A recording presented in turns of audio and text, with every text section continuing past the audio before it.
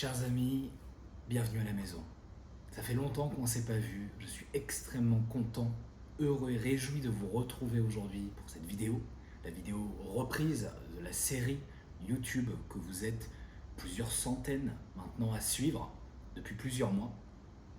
Et aujourd'hui, le sujet de cet épisode va justement traiter de cette dernière, mais pas que, puisque comme vous pouvez le voir, on est dans un décor et un cadre nouveau, puisque c'est mon nouveau chez moi, dans lequel je vous accueille, entre guillemets, aujourd'hui, et j'ai pas mal de choses à vous raconter. Alors, au programme, je vais vous expliquer pourquoi la série est arrêtée, même si vous le savez sans doute déjà depuis quelques jours. Qu'est-ce qui vous attend au cours des prochaines semaines? Quels sont les événements à venir, notamment au niveau de la série et de l'agence? Quels ont été les derniers événements au niveau de la série et de l'agence? Et puis enfin, quelques petites pépites croustillantes à mon sujet, au sujet de mon nouveau déménagement, de mon nouveau chez moi, puisqu'en ce moment même, je vous tourne cette vidéo depuis la capitale de la Malaisie, au cœur du continent asiatique, Kuala Lumpur. Ce que vous voyez derrière moi, c'est KLCC, le City Center de Kuala Lumpur, d'où le nom, et les tours Petronas que vous voyez s'illuminer juste derrière. C'est un endroit extraordinaire sur lequel je vais avoir énormément de choses à vous raconter dans cette vidéo et dans les prochaines, même si ça ne sera pas forcément le sujet de fond de cette vidéo ni des prochaines. J'ai mon ordinateur juste à côté de moi qui va me permettre de pouvoir faire le sommaire de cette vidéo, mais aussi de pouvoir aborder chacun des points qui sont à aborder avec vous aujourd'hui. Il y en a quelques-uns. Cette vidéo devrait être ni trop longue ni trop courte. Installez-vous confortablement, allez vous chercher à manger, à boire. On est entre nous en petit comité et on va pouvoir discuter. Alors, avant toute chose, je tiens à vous préciser que cet enregistrement ne sera pas coupé, cuté, monté, il n'y aura rien de tout ça et je vais vous expliquer dans un instant pourquoi. Je m'excuse également par avance de la qualité audio qui risque d'être quelque peu inhabituelle par rapport à ce que j'avais l'habitude de vous offrir, puisqu'effectivement le son autant que la vidéo est enregistré avec l'iPhone qui se trouve juste ici. Eh bien on va pouvoir commencer par ça. Non, parlons d'abord du commencement, c'est-à-dire le déménagement. Alors comme vous le saviez, jusqu'à récemment, je vivais à Porto, donc la capitale du... Non pas la capitale, mais à mes yeux, la capitale du Portugal, en ce sens que c'est une ville que je considère comme étant bien meilleure que la capitale Lisbonne. Et j'y ai passé un an extraordinaire, où j'ai pu goûter à l'expatriation et surtout au voyage hors de la France. Alors non pas que je n'avais pas goûté au voyage avant, mais plutôt que voyager pour des vacances pendant quelques jours ou quelques semaines, c'est une chose, mais voyager autant que j'ai voyagé, c'est-à-dire pendant un an en vivant dans un autre endroit que celui dans lequel on a été habitué, c'en est une autre. Par rapport à ça, je vous en ai déjà parlé, je ne vais pas revenir sur cette ville ou ce pays, mais ce qui est important de vous préciser, même si vous le savez déjà, c'est que j'ai déménagé. Effectivement, j'ai déménagé de Porto, j'ai déménagé du Portugal. Tout ça s'est passé entre la fin du mois de mars et le milieu du mois d'avril. Effectivement, mon déménagement s'est fait sur plusieurs semaines pour la simple et bonne raison que j'ai décidé de revenir du Portugal en camion. Alors pourquoi revenir en camion alors que j'aurais pu revenir en avion? Eh bien pour deux grandes raisons. La première, c'est parce que j'avais des choses à ramener en France et que par l'avion, c'était soit trop compliqué, soit trop coûteux pour ce que c'était. Et la deuxième raison, c'est tout simplement parce qu'on avait fait ça à l'aller. On avait beaucoup apprécié, ma compagne et moi, et nous nous sommes dit que nous allions le refaire pour pouvoir profiter une dernière fois des paysages portugais, espagnols, mais aussi français, puisque ce sont les trois pays par lesquels nous sommes passés. Ce périple a donc démarré, je ne saurais plus vous dire la date exacte, mais certainement le dernier ou l'avant-dernier jour du mois de mars. Nous sommes d'abord partis de Porto jusqu'à San Sébastien. Nous sommes donc arrivés en partant le matin, le soir même. Je vous ai d'ailleurs partagé en exclusivité les moments de ce périple, de cette aventure et de tout mon déménagement sur Instagram. Si vous n'êtes pas abonné à mon compte, je vous invite à le suivre. Vous avez toutes les coulisses de ma vie que vous n'avez pas sur YouTube. Le lien est juste en dessous dans la description.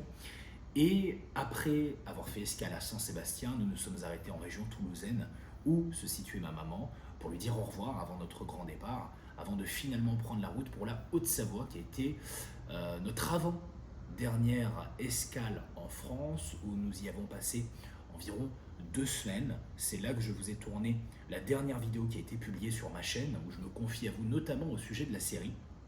Et ça a été donc la dernière vidéo depuis, puisqu'après ça, nous sommes allés à Paris. Alors je précise que si nous nous sommes arrêtés en Haute-Savoie, Suisse romande, à côté de Genève, si vous avez suivi sur Instagram, parce que nous avons le reste de notre famille là-bas et que on a pu profiter d'eux avant notre grand départ. Suite à quoi donc nous sommes partis de Genève à Paris cette fois en avion, puisque nous étions plus légers, on avait quand même quelques bagages pour le coup, on était à je crois environ 100 kilos à deux, que ce soit entre la soute et la cabine, ce qui nous faisait un total de 8 bagages, oui c'est ça, 8 bagages, 4 gros en soute, 2 valises en cabine et 2 petits bagages à main. Bon, je ne sais pas si ça vous intéresse, mais au moins vous le savez. Et donc dernière escale en France, Paris, où nous avons séjourné juste le temps d'une nuit avant de prendre notre avion pour Kuala Lumpur le 15 avril 2024. Alors cette vidéo est un petit peu décousue, voilà, il n'y a pas de montage, je ne vais pas couper les moments où je vais bafouiller, vous avez tout.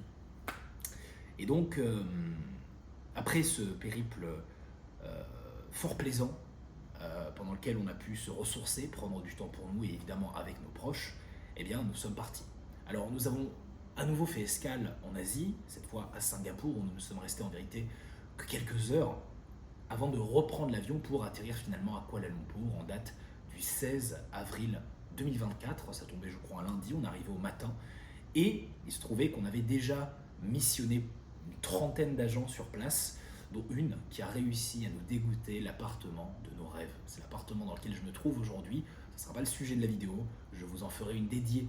Je pense que c'est quelque chose qui peut vous intéresser, notamment concernant à quoi ça ressemble, où est-ce que ça se situe, quels sont les services, les charges inclus, notamment dans la résidence qui est complètement fabuleuse, avec ce qu'ils appellent les facilities, c'est-à-dire les espaces communs.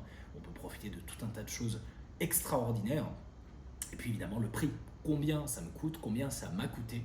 Je pense que c'est quelque chose qui devrait grandement vous intéresser. Au-delà de ça, la vie à Kuala Lumpur, c'est un sujet que j'ai voulu aborder avec vous rapidement, même si je ne vais pas vous parler de l'appartement, pour vous dire que au-delà de l'appartement, la vie ici, ça fait maintenant 2 semaines environ que j'y suis, est complètement dingue. Alors évidemment, l'ambiance, le cadre, l'environnement, la dynamique de cette ville est exactement à la hauteur de ce que j'attendais, peut-être même, voire mieux. Évidemment, il y a toujours des inconvénients, pour le moment je ne les vois pas. Or, dans d'autres endroits où je m'étais rendu, comme par exemple Bangkok, qui peut, sous certains aspects, s'en rapprocher, tel que certains peuvent penser, eh bien j'ai tout de suite eu beaucoup de blocages, beaucoup d'a priori et beaucoup de mauvais feeling. Je m'y sentais tout simplement pas bien, trop dense, trop bruyant, trop oppressant finalement. Là où Kuala Lumpur, bien que ça reste une grande ville, on parle de 2 millions d'habitants, le nombre d'habitants au mètre carré est quand même bien réparti, puisqu'il y a presque autant de gens qu'à Paris, sauf que ça fait 2,5 fois la surface de Paris. Du coup c'est très vaste, il y a énormément d'espaces verts qui ont été préservés, en fait la ville est entourée d'espaces verts, il y en a même aussi à l'intérieur, et au-delà de ça, c'est beaucoup plus clean, beaucoup plus rangé, beaucoup plus propre que des mégalopoles comme Bangkok, que ce soit par exemple les câbles électriques qui comparativement à Bangkok ne sont pas apparents. Ça peut paraître être un détail pour vous, mais c'est quelque chose qui m'avait surpris, voire choqué quand je suis arrivé. On voit des assemblages de câbles qui forment vraiment des espèces de morceaux énormes sur des centaines de kilomètres dans toute la ville, apparent, et on se demande même comment ça fonctionne ainsi. Ici, comme dans n'importe quelle ville européenne, c'est sous terre. Au-delà de ça, on voit peu de déchets dans la rue, même si c'est pollué évidemment, parce que ça reste une grande ville, ça n'est pas tant que ça. J'ai encore regardé aujourd'hui, notamment la qualité de l'air et de l'eau. C'est pas si pollué que ça l'est, mais beaucoup moins que ce que je pensais. Et puis, il y a un petit quelque chose, une ambiance que j'ai pas forcément retrouvée à Bangkok. C'est-à-dire qu'ici, en fait, en Malaisie, il faut savoir que à Kuala Lumpur précisément, il y a 3 grandes populations, les Malais, les Chinois et les Indiens. Évidemment, il y a aussi des Coréens, des Japonais, des Thaïlandais, et puis évidemment des Français, des Occidentaux en général, mais ce multiculturalisme qui n'est pas exactement le même qu'il peut l'être en Thaïlande, où on a beaucoup plus de touristes étrangers, beaucoup plus d'occidentaux, ce qui occidentalise finalement beaucoup le pays, malgré ses coutumes et sa culture encore très forte, rend du coup, à la différence d'une ville comme Bangkok, Kuala Lumpur à la fois très ouverte euh, dans sa diversité, mais en même temps bien moins contrastée que ce que ne peut l'être une ville comme Bangkok. Dans le sens où, d'une part, les deux mondes que vont être celui de la culture locale et celui des autres cultures qui font partie intégrante de cette ville se mélangent très bien. Et la différence entre les quartiers riches des quartiers moins riches, ou on va dire les quartiers contemporains et modernes des quartiers moins contemporains et moins modernes, qui vont être plus culturels, est beaucoup moins violente. Le mélange, je ne sais pas comment vous l'expliquer, mais est très bien fait. Et puis, au-delà de cet aspect, on a beaucoup moins la sensation de se trouver dans un endroit très touristique, très surcoté. On est vraiment dans le bon entre-deux qui est exactement celui que j'attendais, c'est-à-dire une ville, parce que je voulais la dynamique d'une ville pour ce que j'ai à accomplir au cours des prochains mois et des prochaines années, puisque je prévois d'y rester installé pendant au moins 2, voire 3 ans.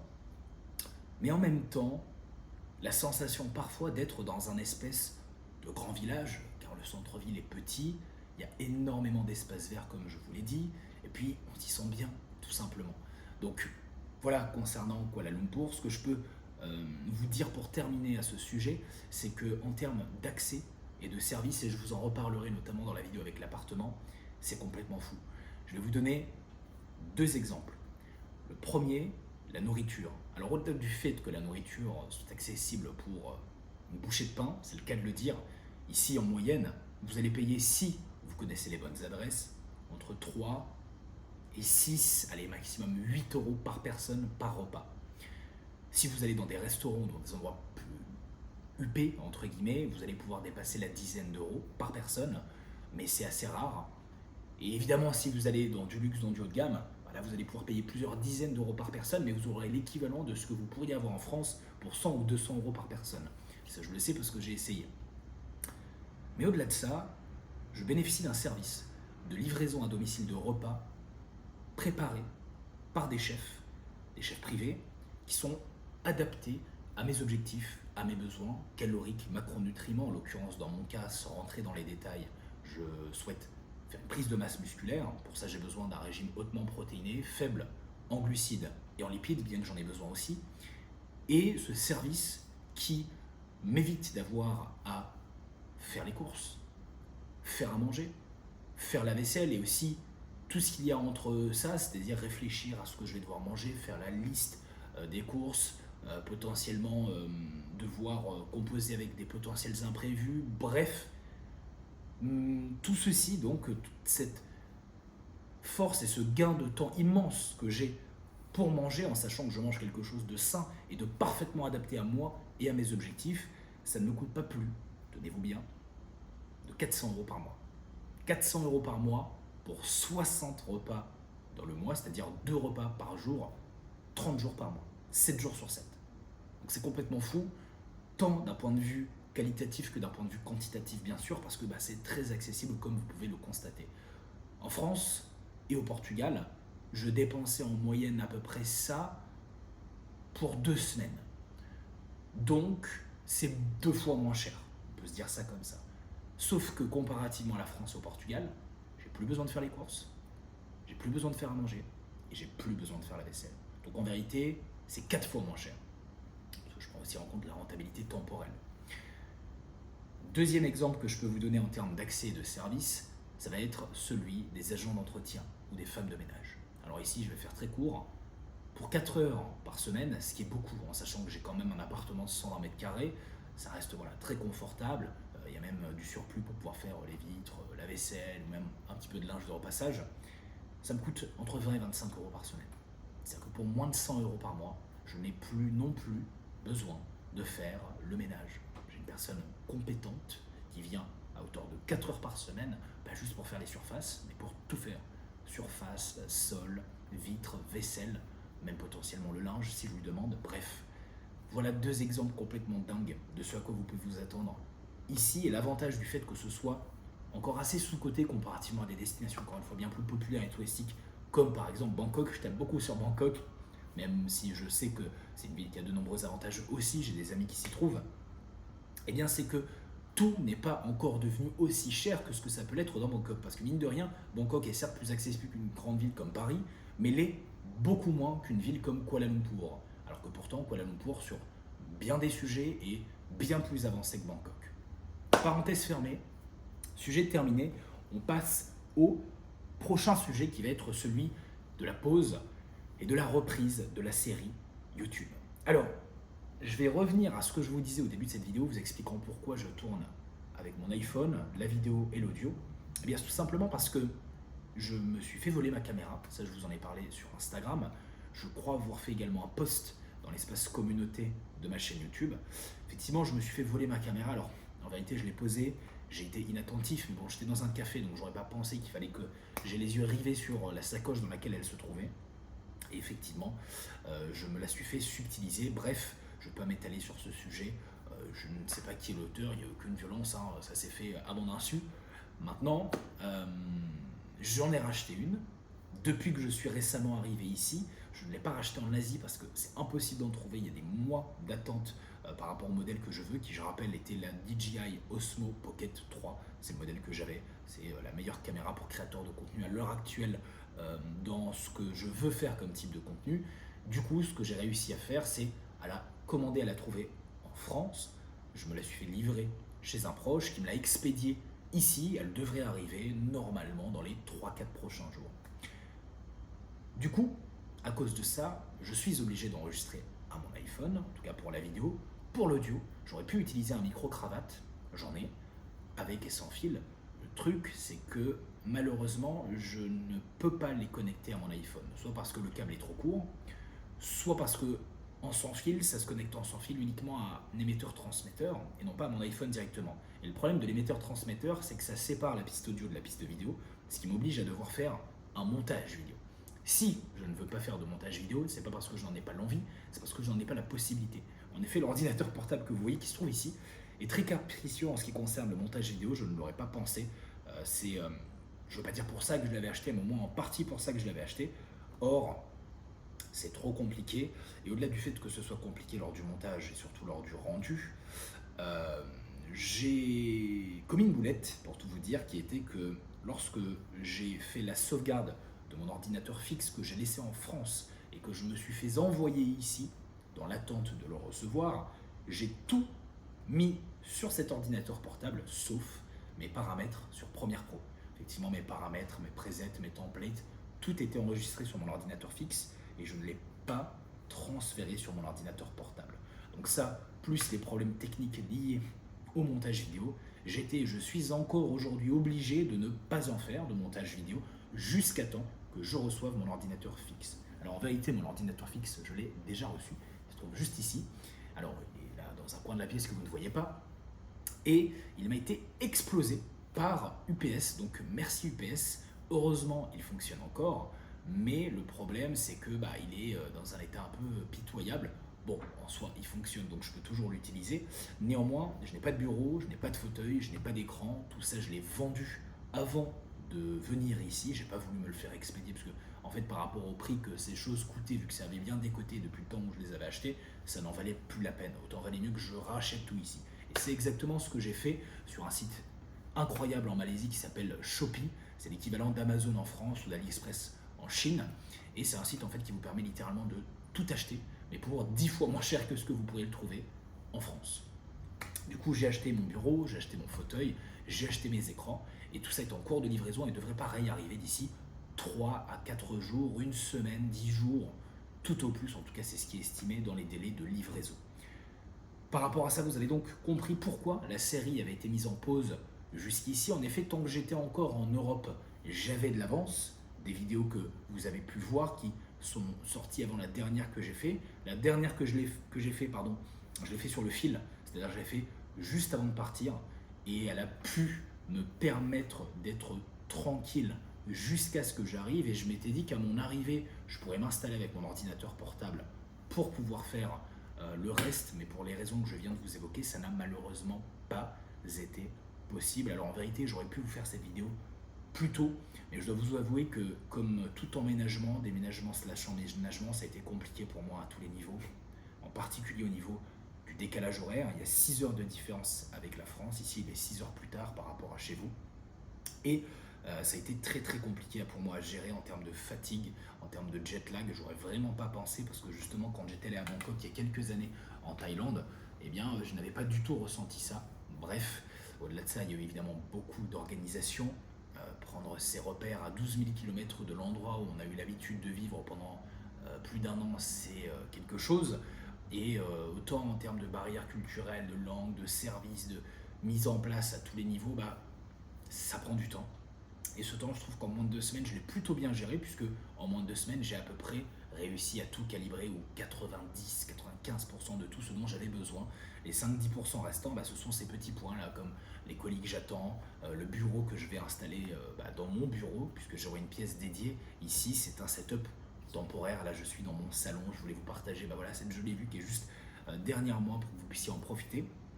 Mais pour le moment, je serai malheureusement obligé, tant que je n'ai pas de setup définitif installé, de vous tourner les vidéos telles que je suis en train de le tourner en ce moment même.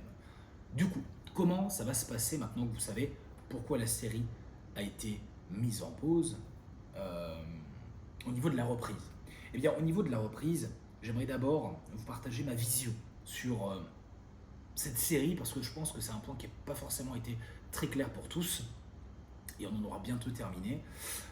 Ma vision avec cette série a été, comme je l'ai dit depuis le début, pour prouver que tout le monde pouvait devenir indépendant financièrement en partant de zéro sur Internet en 2024 grâce aux opportunités auxquelles on avait accès aujourd'hui, et que si j'avais réussi à générer plus d'un demi-million d'euros entre l'année 2022 et l'année 2023, ce n'était pas un hasard.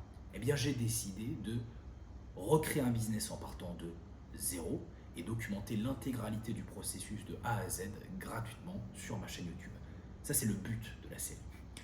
Dans ce cadre et ce contexte-là, je me suis donné un certain nombre d'objectifs, de prérogatives et de conditions, entre guillemets, parmi lesquelles je ne devais pas utiliser d'argent personnel, je ne devais pas utiliser mon réseau et je ne devais pas utiliser de compétences trop techniques auxquelles j'avais accès, comme celles que j'avais notamment pu développer dans ma précédente activité Web3. Également, j'avais ajouté à ça, même si ce n'était pas forcément une condition sine qua non, que tout ceci devrait être fait en moins de 90 jours. Ici, malheureusement, comme vous l'avez compris, cet objectif n'a pas été atteint. L'objectif de vous documenter chaque semaine assidûment, chaque dimanche, non plus. Pour ça, j'en suis sincèrement désolé. Je ne vais pas vous inventer l'histoire ou essayer de me trouver des excuses. J'ai merdé. Maintenant, j'ai eu de bonnes raisons. Et ça, je pense que vous le comprendrez. Et à ce sujet, vous avez d'ailleurs été extrêmement indulgent. Mais ce qui est important à comprendre, et j'attire ici votre attention, c'est que ce temps que je n'ai pas pu prendre, pour toutes les raisons que vous connaissez, à l'idée de créer l'agence, la développer et la documenter, puisqu'il ne s'agit pas juste de gérer l'agence, de gérer la série YouTube, il s'agit de gérer les deux, en plus de tout ce que je gère déjà. Et tout ce que je gère déjà, je ne vous en ai pour le moment pas parlé volontairement, je vous en parlerai plus tard et vous comprendrez que pour moi ça a été très compliqué. Eh bien, au final, le temps passé sur cette agence et même sur la série, que ce soit en faisant la production, l'édition du montage et la publication sur YouTube, cumulé, n'est absolument pas équivalent à 3 mois. Alors certes, les 3 mois de publication n'ont pas été respectés, mais les 3 mois de temps passés dans mon agence, voilà, on est encore large, puisque pour le coup, le cumul total, je ne l'ai pas encore fait, d'heures passées sur le projet, hors YouTube, parce que vous, quand vous allez créer votre agence, et c'est le but de cette série, vous aider à le faire, vous n'aurez pas de série YouTube à documenter. Eh bien, dans mon cas, ça m'a pris vraiment au total une dizaine, une vingtaine d'heures tout au plus. Donc on est sur moins d'une moitié de semaine de travail normal. Puisqu'effectivement, outre certains éléments anecdotiques que j'ai pu faire en off, 99% de tout ce que vous avez vu, c'est le temps que j'y ai passé. Ce qui signifie donc que si ce temps je l'avais passé en continu et que j'avais réussi à tout documenter, à tout publier, ah oui, comme je vous l'ai dit, en fait, j'aurais pu faire ça sur 3-4 jours. J'aurais pu répartir ça sur 3-4 jours, même sur 2-3 jours, si j'avais été vraiment déterminé. Donc il est important de comprendre ce distinguo entre le fait que oui, en termes de YouTube, planification, publication, j'ai pas respecté le délai de 90 jours qui, encore une fois, n'était pas une condition sine qua non, mais que j'aurais aimé respecter. Mais en termes de temps passé sur le business et sur l'agence, parce que c'est ça qui va vous intéresser, vous qui êtes en train ou qui allez avoir la volonté d'en créer un, eh bien, je suis très loin de l'avoir dépassé. Ceci étant dit, maintenant que vous connaissez les derniers événements au sujet de l'agence, j'aimerais terminer à ce sujet en précisant que dans les derniers événements, il n'y a rien eu de plus que vous ne sauriez pas. Vous savez tout.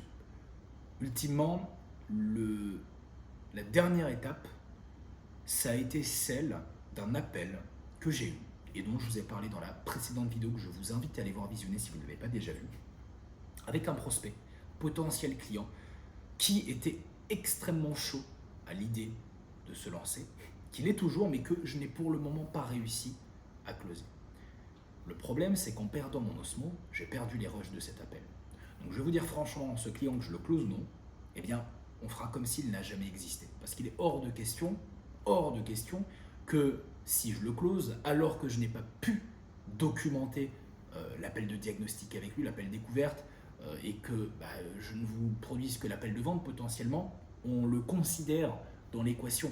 Parce que je trouverais ça injuste vis-à-vis de vous, dans le sens où il n'y a pas cette promesse que je vous ai faite qui est celle de vous documenter de A à Z tout le processus de création du business jusqu'à l'atteinte de l'indépendance financière et de la signature du premier et des premiers clients. Donc ce client, on l'oublie, si tant est que j'arrive à le closer. Et ce sur quoi maintenant on va se concentrer, c'est l'après.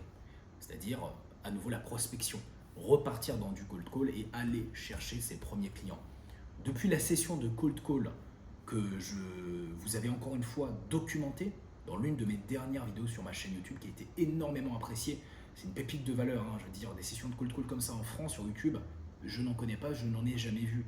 Peut-être qu'il en existe une ou deux, je vous le dis franchement, elles sont bidons.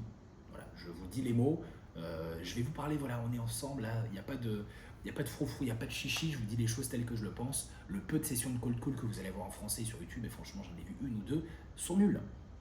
Là, vous avez une énorme pépite, une bombe de valeur. C'est pas moi qui le dis d'ailleurs, allez voir en commentaire. Donc si vous ne l'avez pas vue, allez la voir, mais c'est la seule que j'ai fait. Et cette session a duré 1 heure ou 2, en comptant le temps d'enregistrement YouTube, et je n'ai contacté, je crois, qu'une trentaine de personnes. Donc jusqu'à présent, il n'y a eu qu'une trentaine, une quarantaine d'outreach, tout au plus, parmi lesquels j'ai réussi à booker 3 rendez-vous, dont un qui a été plus ou moins concluant, mais qui, quoi qu'il arrive, n'aura pas de suite donnée vis-à-vis de vous. Parce que je veux que tout vous soit documenté, et en ayant perdu les rushs que j'avais sur mon Osmo de l'appel découverte que j'ai fait avec ce prospect, comme je l'ai dit, il est hors de question que nous nous concentrions sur ça. Donc, prochaine étape, retournez au cold call, retournez à la prospection. Alors, est-ce que je vais vous refaire une vidéo là-dessus, étant donné que j'en ai déjà fait une auparavant et que j'ai déjà documenté cet aspect? Peut-être. Pour le moment, je ne peux pas m'avancer, je ne sais pas encore. Certainement, probablement, on verra. Dans tous les cas, ce qui est certain que je vais vous documenter évidemment, c'est l'étape d'après. Une fois qu'on a fait les outreach, les rendez-vous. D'abord, le rendez-vous de diagnostic, que je suis censé vouloir éviter dans le funnel que j'ai créé, et je vous en parlais dans l'une de mes dernières vidéos également, vous expliquant que je privilégie davantage un seul appel, et entre les deux, un éventuel questionnaire de diagnostic avec un lead magnet qui consiste en un value asset offert, que ce soit une vidéo, que ce soit un PDF ou autre, qui vient à la fois éduquer le prospect et en même temps renforcer ma crédibilité et ma légitimité à ses yeux pour gagner sa confiance, qui est le but d'un lead magnet, afin que l'appel de vente se suffise à lui-même pour pouvoir closer. Alors forcément, les chances de closing sont moins fortes que lorsqu'il y a ce qu'on appelle un R1 avant, c'est-à-dire un appel découverte, mais ça me fait gagner énormément de temps. Ça, c'est du détail. Passons en tout cas, voilà la prochaine étape et voilà les prochains événements vis-à-vis de l'agence et donc de la série. Avant de conclure cette vidéo, je précise que quand on a du temps, comme j'en ai eu récemment, malgré mon emménagement, en tout cas sur le plan professionnel, puisque si personnellement parlant j'ai été très occupé, professionnellement parlant je l'ai moins été, alors non pas que je n'ai pas travaillé, mais plutôt que j'ai moins travaillé. Eh bien c'est que pendant cette période du coup, j'ai pu réfléchir, professionnellement parlant, alors tout un tas de choses, mais vous concernant et concernant cette série, eh bien sur l'agence, sur encore une fois le modèle, l'offre, le marché, c'est à double tranchant parce qu'en fait, quand on a du temps et qu'on se retrouve avec soi-même, on est dans sa tête. Et quand on est dans sa tête, on se pose des questions qui pour certaines vont être très utiles et peuvent, en faisant ce travail de brain dumping, nous apporter énormément, et pour d'autres qui vont l'être moins et qui ultimement ne vont pas nous servir à grand chose d'autre qu'à faire de la masturbation mentale et finalement procrastiner à terme potentiellement. Par rapport à ça, ce que j'en retiens de positif de ces réflexions que j'ai eues vis-à-vis ce qui vous concerne, c'est-à-dire la série YouTube et particulièrement l'agence qui en découle, c'est que un repositionnement, un dernier repositionnement va sans doute être nécessaire par rapport à la vision que j'ai de cette dernière. J'avais déjà fait quelques petites vidéos où je vous partageais mon avis à ce sujet, vous expliquant le modèle davantage orienté web que marketing vers lequel je voulais aller.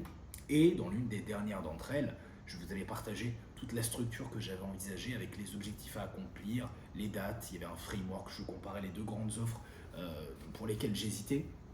Eh bien, cette vidéo, considérez qu'elle n'est plus trop d'actualité. Encore une fois, c'est ça aussi le business et c'est important que vous le compreniez. Cette série, elle n'est pas parfaite et elle est exactement à l'image du business, pas parfaite. Le business n'est pas parfait. Le business, c'est une activité qui nécessite de passer au travers d'un procédé qui, à de nombreux égards, va être très contre-intuitif par moment, va vous faire vous remettre en question, changer vos opinions, vos réflexions, vos décisions, partir dans une nouvelle direction et puis, ultimement, vous faire vous retrouver dans des positions qui vous seront très souvent inconfortables ou défavorables. Et bien que c'est loin de ce au travers de quoi je sois passé avec cette activité qui n'a même pas encore démarré, eh bien j'ai envie de faire les choses correctement et proprement pour vous. Et j'ai envie de maximiser la valeur que je vais pouvoir vous délivrer avec cette série, même si c'est une série que je vous offre gratuitement. Tout simplement parce que ça me tient à cœur et parce que cette série, et ça encore une fois je vous en reparlerai plus tard, n'est que la toute première petite étape d'un vaste plan et d'une vaste stratégie que j'ai mise au point il y a déjà plusieurs longs mois à l'échelle de mon projet de fond qu'est Trinity. Ceci étant dit, eh bien, il est important et il a été important pour moi donc de vous préciser que ce repositionnement qui avait été réfléchi allait être décidé bientôt et je vous en reparlerai certainement dans la prochaine vidéo pour vous en dire deux mots et vous teaser très rapidement ce dont il va s'agir. Eh bien, en simple, je vais revenir sur la décision que j'avais prise, qui était d'orienter mon agence d'abord vers le web, puis ensuite vers le marketing. Et en faisant tout simplement l'inverse, parce que c'est à la fois la promesse que je vous avais faite quand je vous expliquais l'intérêt de commercialiser une offre high ticket plutôt qu'une offre low ticket, mais aussi parce que par rapport à ce que je veux faire avec cette agence après, et on aura l'occasion d'en reparler, c'est ce qu'il y aura de plus pertinent. L'autre modèle est tout aussi intéressant, mais vis-à-vis de la situation dans laquelle je suis aujourd'hui et par rapport à ce que je veux faire avec cette série, ce n'est finalement pas ce qu'il y aura de plus intéressant pour moi autant que pour vous. On arrive donc maintenant à la fin de cette vidéo que je vous remercie d'avoir regardé jusqu'au bout. Avant de partir, je vous invite à nouveau à vous abonner évidemment si ce n'est pas déjà fait, mais surtout à me suivre sur Instagram. Énormément de petites pépites partagées, des coulisses de ce que je fais, de où je suis. Et donc voilà, si vous n'y êtes pas, vous avez le lien dans la description, donc n'hésitez surtout pas.